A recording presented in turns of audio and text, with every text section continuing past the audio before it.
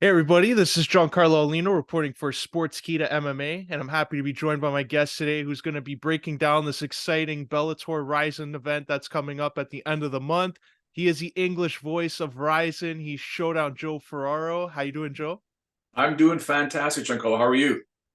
I'm doing great. And Joe, this is another exciting collaboration between Bellator and Rizin. They came together on New Year's Eve, and now they're coming again to bring us exciting show where we're going to see inaugural Bellator flyweight champion crown there. Horiguchi coming up. He's taking on Shinryu, an exciting prospect there in Rizin. For the fans who aren't really familiar with Shinryu, what can you tell fans about him? Typical flyweight fighter from Japan. Very explosive, can end the fight absolutely anywhere. Clearly going to have his hands full with Horiguchi. But let's not kid ourselves. Horiguchi isn't getting younger. Age is not reversing for him. So, yeah, he's in his prime, getting to the end of his prime. So, is this an opportunity for Makoto to basically say, I'm the guy, I'm ready to go here? So, anything can happen. A fight's a fight. I've been saying that for 2 decades now. But I think it's a great matchup either way. Either guy can pull this off. I don't like some of the odds that I'm seeing. Having Horiguchi as a heavy favorite. Anything can happen. It's going to be an exciting fight, but Shinryu has an ability to just take punishment and continue to move forward. But at that weight, at 125 pounds, they're so fast. I mean, there are times I can't even call the combinations that are being thrown, the takedowns. So sometimes I just let the action unfold and then react afterwards. But this is going to be a fantastic co-main event so far. It's going to be great. I'm telling you right now, that might be the fight of the night because it's fantastic. I mean, there's other ones on the Rizin card that I really like, but on the Bellator card, that's going to be amazing for sure. And he's a fighter. Like I was just like doing some research on him. He's only 23, but he's been competing since he was a teenager, and his last loss was just before he turned 18. So, what have you seen out of him and his development in these past few years? Everything is on track to being a championship fighter, right? Everything about him, he's very, very experienced. I do get concerned when fighters compete for so long at such a young age because, in my opinion, their prime is sort of skewed backwards. Generally speaking, fighters enter their prime, we'll say around 24 up until about 32. That's when that echelon moves up, and then there's a quick taper off, and then it drops. So he's one of those guys that's been competing for quite some time. So this could be that perfect storm, right? Like catching lightning in a bottle and being able to defeat a superstar like Horiguchi. So everything about him is exciting. Everything. I love calling his fights. He's fantastic. But again, you just never know what's going to happen. So he's fast, but Horiguchi's footwork in and out, his pocket work is amazing. His angles are fantastic. So maybe he'll be too much for Makoto. I don't know, but I can't wait to see it. To be honest with you, it's gonna be amazing. I agree, and this is also exciting because now Bellator introducing this flyweight division. And do you think we'll see a lot of this, like interpromotional type of thing, where we'll see Ryzen fighters maybe compete in Bellator and vice versa as a way to maybe get both the promotions flyweight division on track there? I believe so. I believe so. I mean, the both organizations have wonderful relationships with each other. They co-promote. They've done it before. Very successful. Great numbers. Great attendance. And of course, for the Japanese fighters, because unlike back in the days when it was Pride, um, they were the competition to the UFC, right? So there was one point I think a good 2 year period with Pride was bigger than the UFC, and then the UFC bought them, and then history has continued on forward. But the Japanese fighters, even though we're in a day and age of everything online, streaming platforms, I don't think they're getting the love and the appreciation like the Asakura brothers as an example, and other fighters. Some of them do make their way over to Bellator and the UFC, but at the same time, I think it's great that both brands, both promotions are co-promoting and showcasing the various talent to both eyeballs on both sides of the planet, which is great for the sport in general. It's great for mixed martial arts because in general, like there's always been the argument of should you be co-promoting, should you not be co-promoting, and that's obviously a personal preference for each promoter. What the fans want to see and what the sport definitely needs is the best fighters fighting the best fighters, right? Ranked fighters fighting ranked fighters. No one likes to see number 8 taking on number 42. Nobody wants to see that. But those fights get put on all the time. People love, I've been saying this for years, people love fights that matter, championship fights. They love seeing champions. They love seeing title fights. They love when a fight means something, right? Not that nobody wants to see number 32 against number 33, right? Everyone has an opportunity to make themselves a great fighter and build themselves up the rankings. But it's much cooler when you're seeing number 6 against number 9. There's something at stake here. Number 3 against number 4, number 3 against number 10, right? Now that it means something, because if the 10th ranked fighter takes out the number 3 fighter, now we're just throwing some curveballs into the equation, right? It's when you start seeing these great fighters, you don't really know what they're ranked, taking on another fighter. It's built as a great fight, and then you're like, well, that wasn't a great fight, right? So there's no competition there. So these fights matter. These fights that are happening on the Bellator and Super Rizin 2 card, they matter, right? They're very important fights. There's going to be some fights there that, there's still some experience that needs to be had, but they mean something, right? It's going to happen for these fighters, and great for the Japanese market, which is, in my opinion, underappreciated globally. They get massive numbers at their events, absolutely bigger than a lot of what we see in North America. So it'd be nice if that could translate into global appeal, global numbers, which aren't bad, don't get me wrong, but I think they should be way bigger. And hopefully in time, people will catch on and realize, hey, you know what? There's some talent in Japan, and there's a lot of talent in Japan. I mean, I've so blessed and lucky to call so many of these fights, because it is unbelievable. This last event that we just had, I think it was 6 or 8 knockouts.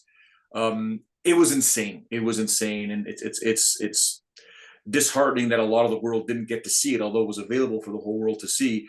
Again, there's time zone changes and challenges and stuff like that, but man, what a card! That last card was unbelievable. It's crazy. So, And just even not mentioning that card, like, I saw some of the viral moments that came out of them, like all these knockouts. I saw a soccer kick and just a lot of crazy stuff. So when you're calling this event, like, what's going through your mind when you're seeing some of these knockouts? And do you have one in particular that really stood out to you? I know it's hard to obviously say because there were so many, but did one really stick out to you? a jumping knee knockout. I don't think I've ever called a jumping knee knockout before. There were so many, even the combination thrown in the kickboxing bout where, it was a standing stiff knockout and the guy just dropped forward. You mentioned the viral moments. I was like, really? You didn't use our commentary? Us guys freaking out about the knockout, but that's not the important thing. The knockout is more important. That's just more of a personal preference, because I think we lost our mind. When that happened, me and Johnny just absolutely went crazy on the microphone. So, but I like the jumping knee. The standing knockout was fantastic as well. Wonderful combination. It was a left hook. By Kimura, yeah, I think it was Kimura. It was just that punching power. And I said at the beginning of the fight, I said, don't sleep on this guy. Do not blink. And before you know it, it was, if you've never seen that type of knockout, anyone paying attention right now, it was devastating. It was just a complete shutdown of the electrical system while the fighter was still standing. And it was literally timber as he hit the mat. So scary because his head hit the mat. So there's another, potential issue with a concussion there. But got to tell you, man, that was unfreaking believable, to say the least. Yeah, I agree. When I saw that pop up on Instagram, I was thinking, like, is this from a movie or something? Because the way he dropped, like, it's like a slow motion replay. So that's exciting, especially in Rizin, where, like, they have a lot of stars that could be created in those kind of bouts, and we're gonna see that too with Super Rizin 2. Before that Bellator Rizin card on Showtime, where Kai Asakura and Juan Archuleta going to be going after it for the vacant Rizin Bantamweight Championship. You've seen Asakura and his popularity in Japan. Like, what can you compare it to in terms of North America? Well, okay, before we get to that, I want to preface one thing. The knockout that we saw was 1:08. The one that we're talking about with Minoru Kimura taking on Daryl Lukoku. That was the standing knockout. 68 seconds into the fight. That was one of them. The one that I I've never had the opportunity to call before was the KO with a flying knee. And that was Hiroki Suzuki taking on Genji Umeno, who Umeno's, 70 fights, I think he has, or 50 or 70 fights, taking on Suzuki, who grew up watching him and basically stepped into the ring to open the main card against his idol. And, you can just tell by his face how nervous he was but man, did he perform. And when I say standing knee, it happened in this midway through the second round. It was coming off the ropes, and as Umeno came in, he just timed it perfectly, and the knee came straight up the middle and caught him, and it was absolutely game over. So yeah, those are the two big ones that I absolutely enjoyed. In terms of this Asakura fight, what is Asakura? What is his superstar status like in Japan? It's very difficult to explain, other than if you think the Diaz brothers, and because down there in Japan, YouTube is huge. It's all about, a lot of these guys getting their YouTube channels, putting out content. Some of these fighters, believe it or not, and Rizin pays them well, they make more money on their YouTube views than they do fighting for Rizin. But there's a catch-22 effect there. What are you going to stop promoting content? You're going to stop fighting because you're making more money on YouTube? The whole reason why you have that YouTube channel is because you're a fighter. So they have to sort of mix and match the two to ensure that. Asakura has it both. Mikuru and Kai, they've got massive followings online, massive followings. I mean, I think it was Mikuru that I saw rolling up in a Bentley at one of the hotels we were at. Like, that's how much money these guys make.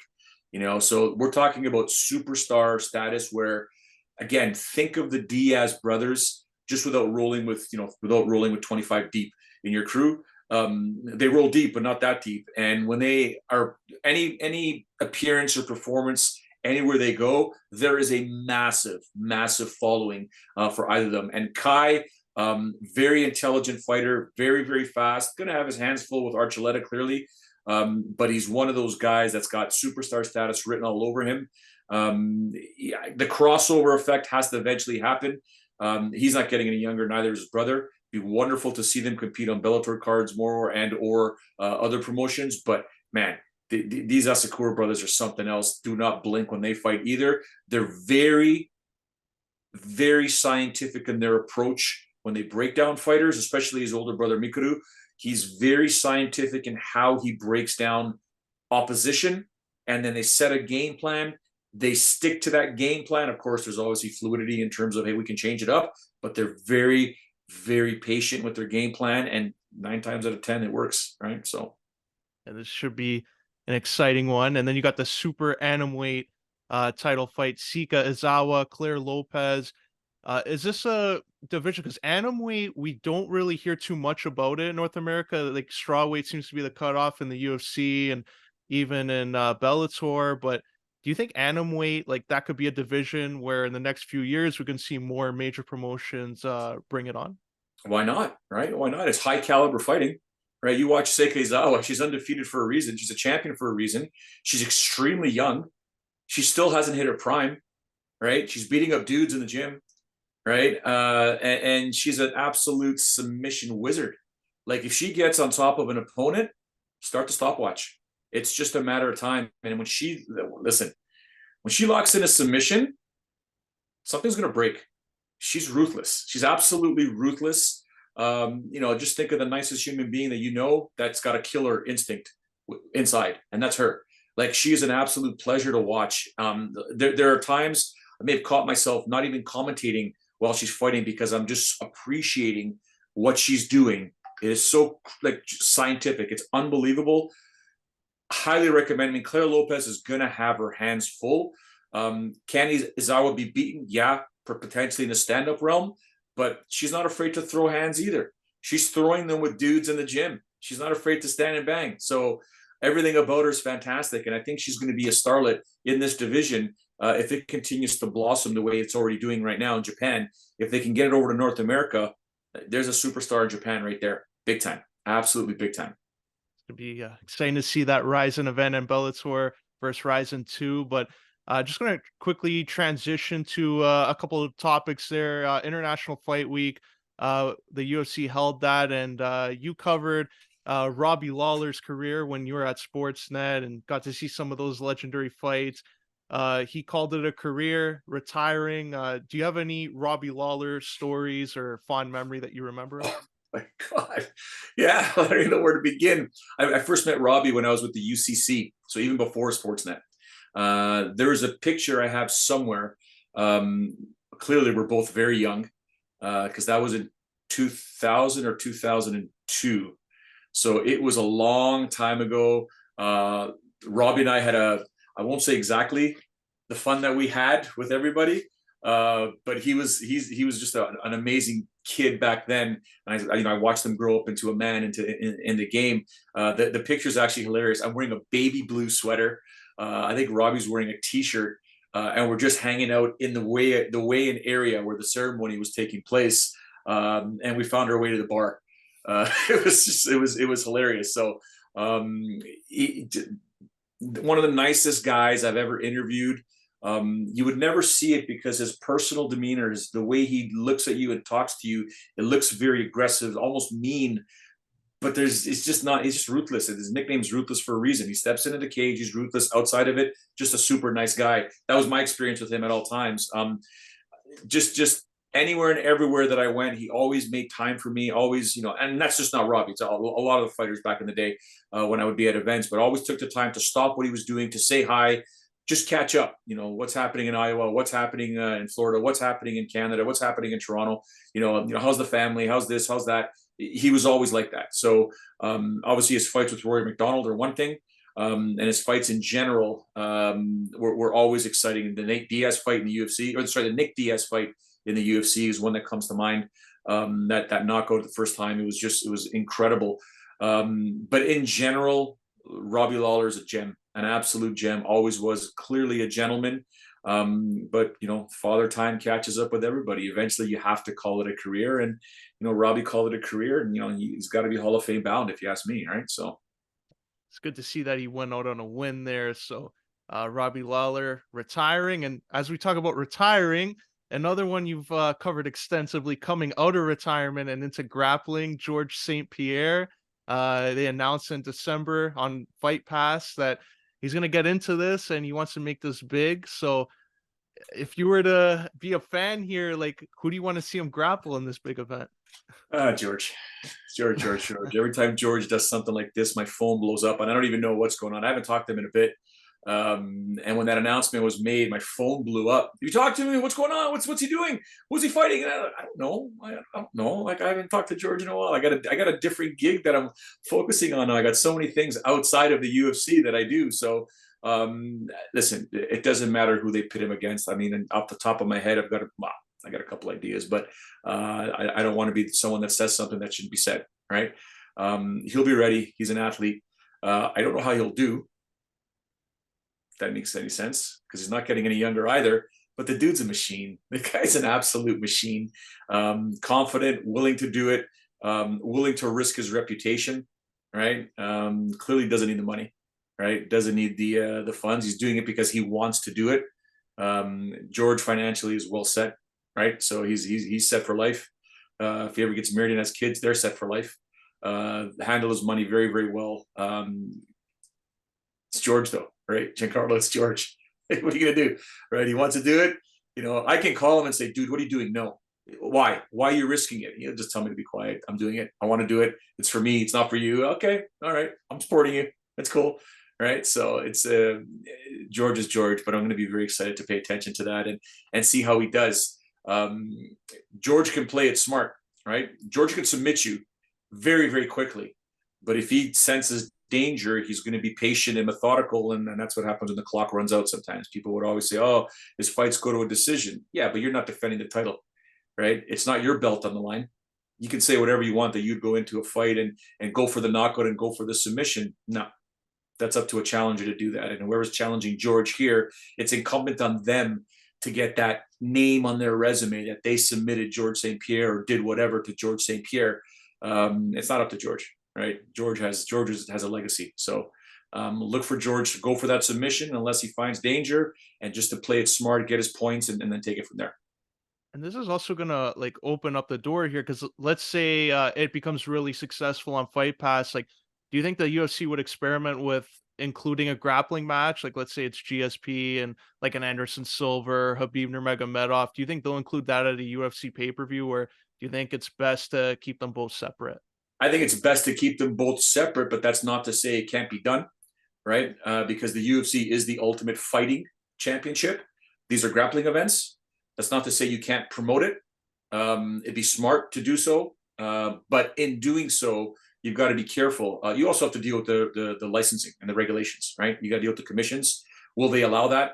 I don't see there being a problem. But you know how commissions work; they operate on their own frequency, and you know it's obviously not as dangerous as mixed martial arts, but there are legalities. I'm sure they can work with other sanctioning bodies to ensure that, hey, you know what, this is a sanctioned event. These are the rules. Fighters made weight. You know, it can be done. I think it would be smart to keep them separate. But I also think on the flip side, devil's advocate, yeah, if you can pull that off. The thing is, though, if it's going to be successful and it's successful because of George St. Pierre's name, you need names every time you pull these events off. And or what the UFC does very, very well, or used to do very, very well, was build the fighters, build the stars coming up. That's the most important thing when it comes to any sort of mixed martial arts promotion, is building the fighters. So you mentioned Habib Nurmagomedov. He would do it in a heartbeat. I don't see him not doing it. Anderson Silva, I don't know. But at the same time, you start putting names in there against names that need to be built. And if those names that need to be built can pull off those wins, now you got a budding star, right?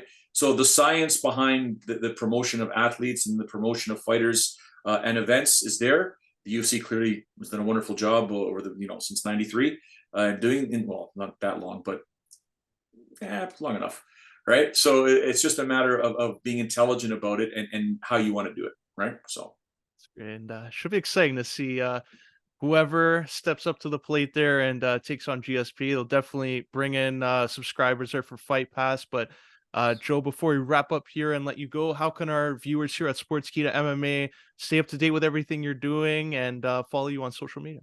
yeah, social media is the main platforms. Obviously, Instagram is Joe A. Ferraro. Facebook is just find Joe Ferraro. I mean, you can see the bald head and the sunglasses that I have. Should probably change that picture eventually. It's been there for a while. Twitter, same thing, Joe A. Ferraro. I'm on LinkedIn for those that are into the mortgage space and want to know more about mortgages and whatnot. I'm on TikTok, Joe A. Ferraro. I still have no idea what I'm doing on there. I just post videos and content just for fun. I don't really have a strategy there, but I'm there as well. So I'm all over the place. I'm still all over social media.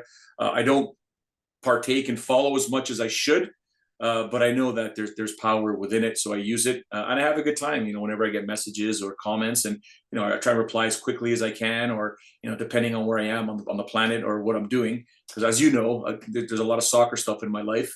Whether I'm coaching, I'm a director with the Stouffville Soccer Association, York United FC. Got those games going on, so I can't sit still. So I'm always somewhere, and as crazy as it sounds, not always on my phone or on my computer. So, but if you message me, I'll do the very best I can to get back to you. And any love and support and follow would be fantastic. I appreciate that. Highly recommend that follow. And if you like that content on the mortgages, I highly recommend that also, because Joe, you can't pay cash, right? No cash on So, that. for those that don't know, I have a feature. I got to tell you, Giancarlo, the amount of people that want me to continue to do the videos with Gino, the typical first generation or second generation Italian in whatever country or city you're from, only wants to pay cash, doesn't understand the laws and legalities of not having cash and buying a house with cash and down payment with cash. So it's a running joke with not just my friends and family and inner circle, but people that I know outside of there. So I think I'm going to put some more videos in there. I think I have a couple of other ideas, because even my brokerage is like, you got to run with that. You got to keep going, figure out something else, because they are absolutely hilarious. And I do enjoy doing them. It's just the time. But yeah, I'm due for a meeting with Gino, maybe a couple of meetings with Gino. Maybe I should meet, I don't know, Giancarlo. I should probably call Gino's wife, because he's misbehaving himself and not getting me what I need for those mortgages. Maybe I got to get her to straighten him out. I don't know. We'll see. We'll figure something out. So. Well, Joe, appreciate you sharing the time, and looking forward to this event, and wish you all the best. Thank you for having me on. I appreciate it. Best of luck to you as well.